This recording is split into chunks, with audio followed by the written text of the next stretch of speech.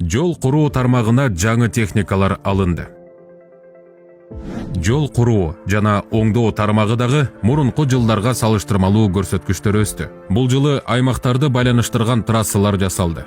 Мындан тышкары Нарын, Каракол, Ош, Талас шаарларынын ички жолдорунун көпчүлүк бөлүгүнө жаңы асфальт төшөлдү. Көп жылдан бери каралбай келген Ноокат жолунун дагы маселеси чечилди. Жол куруу жана оңдоо багытында 669 жаңы техника сатып алынды. Анын 265 данасы Кыргызстанга келип, учурда жол курууга пайдаланып жатат.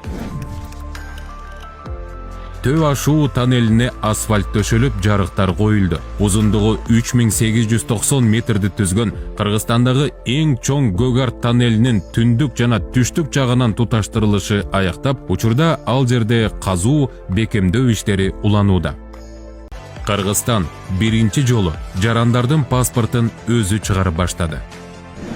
Кыргызстан Совет бийлигинин курамында болгондон тартып, эгемендик алган жылдар аралыгында дагы өз жарандарынын паспортун чет өлкөлүк компаниялардан чыгартып келген. Быйыл президенттин иш башкармалыгына караштуу Учкун мамлекеттик басмаканасына жабдуулар сатылып алынып, мындан ары паспорттарды Кыргызстан өзү чыгарып баштады. Коргоо деңгээли боюнча биздин паспорттор дүйнөнүн алдыңкы 10 өлкөсү менен тең тайлаша алат.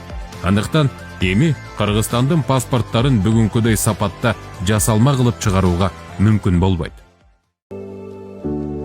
Бажы кызматы мурда эң коррупциялашкан тармак катары белгилүү болгон. Ал тармакта иштеп кеткендер Кыргызстандагы эң бай адамдарга айланышкан. Миллиардтаган акчалар мамлекеттин казынасына эмес, миллион атка конгон адамдар аркылуу чоң кызматтагы жетекчилердин чөнтөгүнө түшүп турган. Акыркы 2 жылда бажы тармагынын кирешеси кескин жогорулады. Мындай натыйжа албетте көзөмөлдүн күчөтүлүшү, сан эриптик башкаруунун жакшыруусу, коррупциялык элементтердин азайышы менен байланыштырса болот. 2021 жылы 46,9 миллиард сом, 2022 жылы 74,3 миллиард сом. Эми мурдагы жылдарды канча чогултуп келишкенин салыштырмалуу көрсөтөлү.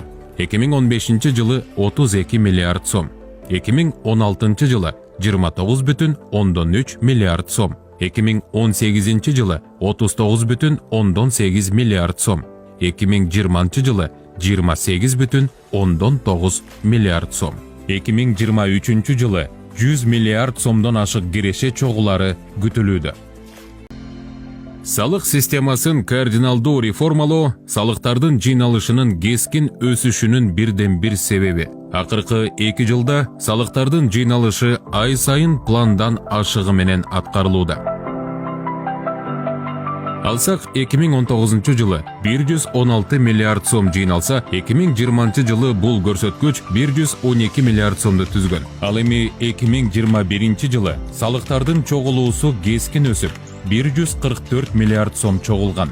2022 жылы дээрлик 208 миллиард сом жыйналса, 2023 жылга 250 миллиард сомдон ашык план коюлган. Белгилей кетчү жагдай, эч кандай салыктын ставкалары өскөн жок жана салыктын жаңы түрү киргизилбегенин белгилейбиз.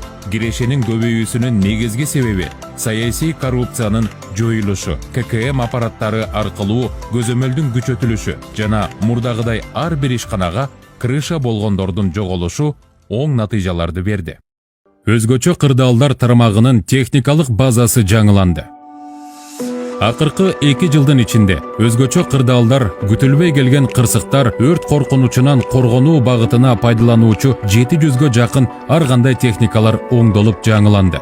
Анын ичинен 500дөйү сатып алынган жаңы техникалар. Аэробус H125 жана Аэробус H145 үлгүсүндөгү 2 тиг учагы, өрт өчүрүүчү техникалар, көчмө госпиталдар, оор инженердик жүк ташуучу жана тазалоочу техникалар, ысык көлгө куткаруучу катер, автобустар, жеңил унаалар алынды. Аскердик техникалар жаңыланды. Аскердик техникалар, курал-жарактарга 2 жыл ичинде 100 миллиард сомго жакын акча каражаты жумшалды. Алардын саны жана түрү аскердик сырга байланыштуу айтылбайт. Бирок буга чейин белгилүү болгон заманбап техникалар тууралуу учкай сөз кылабыз. 1 metr жерибиз биз алдырбайбыз. Ошо 1 metr жер карыш жер үчүн күрөшүш үчүн колубузда болгон бардык нерсени ошого жумшайбыз. Кыргызстан тынчтыкты жактайт жана эч кимге биринчи болуп кол салбайт. Ошол эле кезде кол салууга ниеттенгендерге татыктуу жооп берүүгө кубаты жетет. Кыргызстан бүгүнкү күндө дүйнөнүн көп өлкөлөрүндө жок абадан коргонуучу байрактар, ак суңгур, акынжы сыяктуу пилотсуз учуучу аппараттарга ээлик кылат. Мындан тышкары Кыргыз армиясы Печора 2 МВ мобилдик зениттик ракеталык комплекс менен толукталды. Буга чейин мамлекеттен каржыланып курал-жарак сатып алган учур болгон эмес.